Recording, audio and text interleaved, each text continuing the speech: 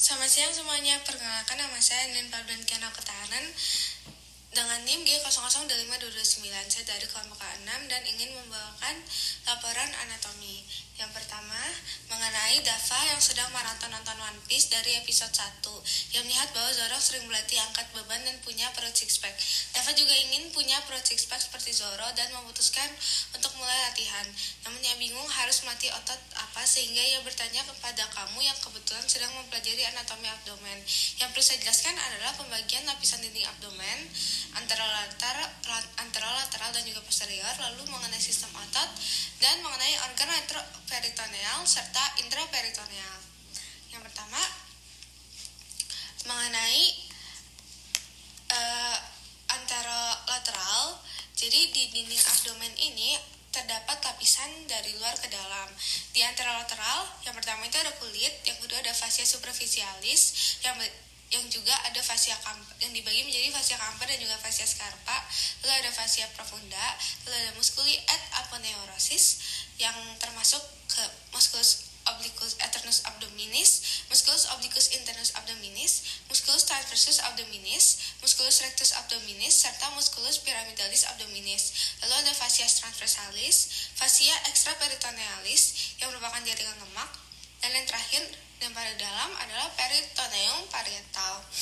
Nah, untuk posteriornya sendiri, dia itu nanti sama dari bagian luar ada kulit, ada fascia superficialis dorsi, ada musculus yang terbagi menjadi lapisan pertama yaitu musculus latissimus dorsi, lapisan kedua yaitu musculus obliquus externus abdominis, musculus erector spina, ada musculus longinus dorsi, musculus serratus posterior dan inferior, dan di lapisan ketiga ada musculus multifidus, musculus interspinals, musculus obliquus internus abdominis, dan lapisan keempat yaitu musculus quadratus lumborum, musculus iliopsoas, musculus transversus abdominis.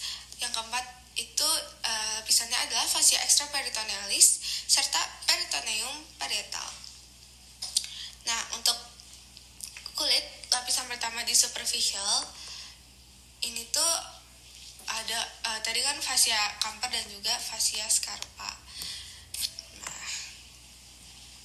Nah, untuk kulit ini tuh melekat pada struktur yang terletak di bawahnya dengan longgar kecuali pada umbilikus. Lalu di fascia superficialis ini itu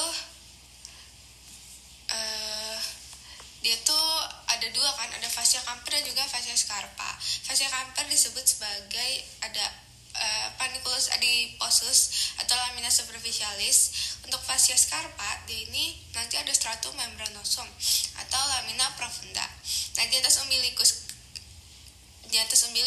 kedua lapisan ini tuh bersatu, ada dua arah yaitu superior dan dorsal. Untuk superior nanti dia tuh di regio pectoralis, maka dari itu namanya akan menjadi fascia superficialis pectoralis. Ke arah dorsal, dia di regio dorsum, maka dari itu namanya akan menjadi fascia superficialis dorsi. Sedangkan di bawah umbilikus, kedua lapisan itu nantinya dapat dibedakan dengan jelas. Selanjutnya, ini masih di bagian anterolateral, jadi di fascia scarpa ini nanti akan meluas ke superficial scrotum sebagai fascia dartos. Dan dari dalam area skrotum, fascia dapat ditelusuri ke belakang yang akan berlanjut ke fascia coles yang menyatu dengan lapisan perineum yang lebih dalam. Fascia scarpa di inferior akan berlanjut ke paha dan di bawah ligamentum inguinal bergabung dengan fascia lata. Nah, selanjutnya ini sekarang kita masuk ke fascia profunda. Ini tuh lebih dalam lagi, lebih deep, dan merupakan lapisan tipis jaringan ikat yang menutupi musculus dan juga terletak tepat di bagian dalam fascia scarpa. Selanjutnya ada musculi et aponeurosis. Jadi untuk musculi et aponeurosis ini nanti dia dibagi, ada yang flat muscle, ada yang vertical muscle. Untuk flat muscle sendiri itu ada musculus obliquus externus, dan dia itu sampai ke ligamentum inguinal. Nah, Ada juga musculus obliquus internus dan musculus transversus. Nah, selanjutnya ada vertical muscle.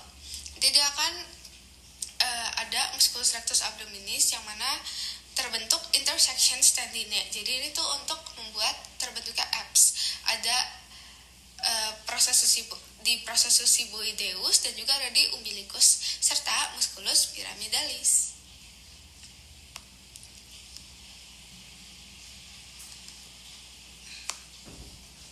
Selanjutnya kita masuk ke extraperitonealis. Nah, di sini tuh memisahkan antara fascia transversalis dengan peritoneum.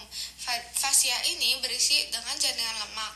Nah, kalau misalnya ke anterior disebut sebagai preperitoneal dan ke posterior disebut sebagai retroperitoneal.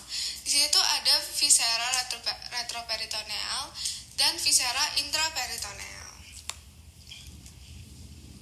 Nah, yang terakhir ini tuh kan ada peritoneum parietal. Peritoneum ini ada dua, ada yang peritoneum parietal dan juga visceral. Nah, untuk dia juga ada kafum peritonea yang mana berisi kafum peritoneum mayor, kafum peritoneum minor, serta ada foramen yaitu epiploica winslowi.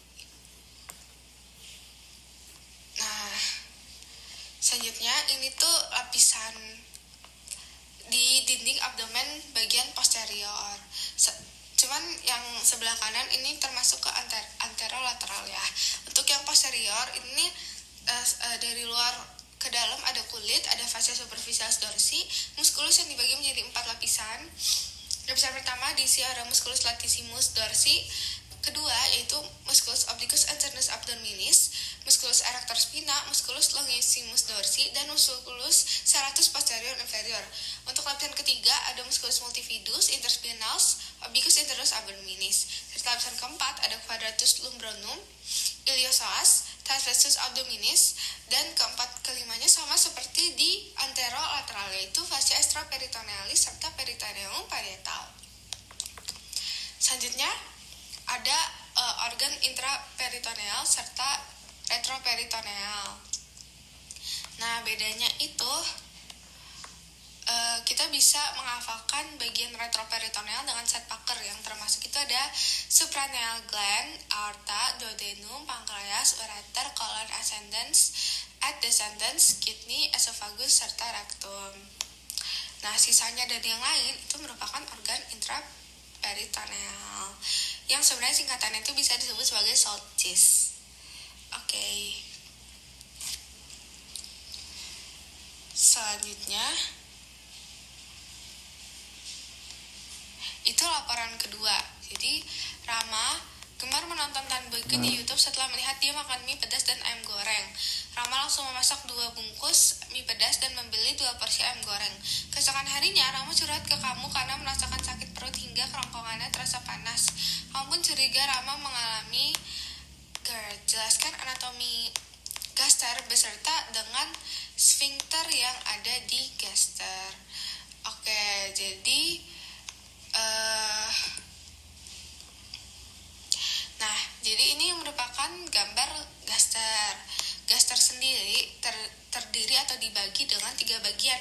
Fundus yang paling atas, lalu ada body, disebut sebagai corpus, dan juga ada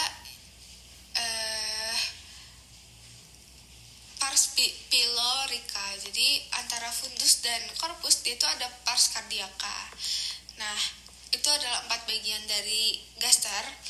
Lalu untuk sphincter disebut sebagai gastroesophageal sphincter LES, yang mana dia itu menggunakan musculus sphincter pylori.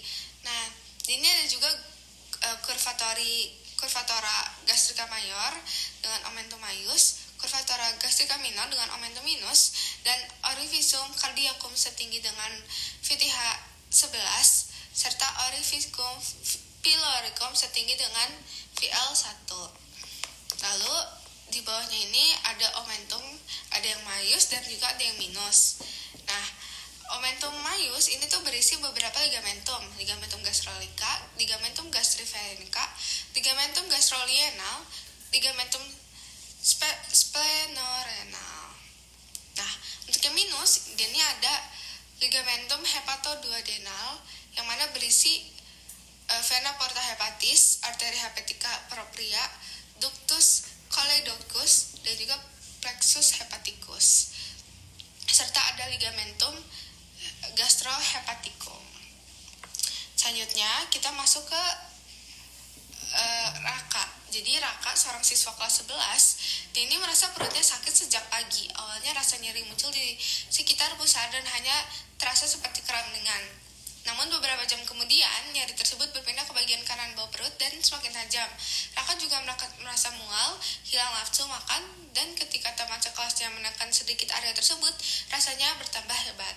Nah, saya akan menjelaskan letak-letak appendix, letak yang paling umum, dan cara pengukuran berserta nama garis dan titik pengukurannya.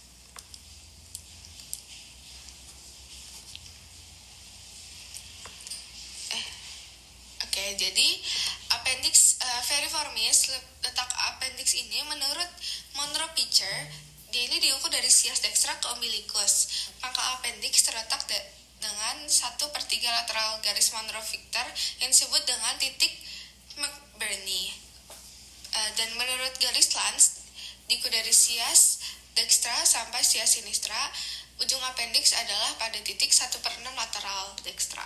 Jadi perbedaannya itu untuk Monro Pitcher dia ini 1/3, nah untuk Lanz dia ini 1/6. Nah, appendix veriformis ini ada variasi letak appendix. Ada appendix retrocekal, appendix postiliocalis, appendix pelvicum, appendix preilealis, dan juga appendix subcecalis. Nah, untuk letak yang paling umum itu dia di retrocekal. Jadi sekian penjelasan yang dapat saya berikan. Mohon maaf bila ada kesalahan kata yang saya ucapkan. Terima kasih.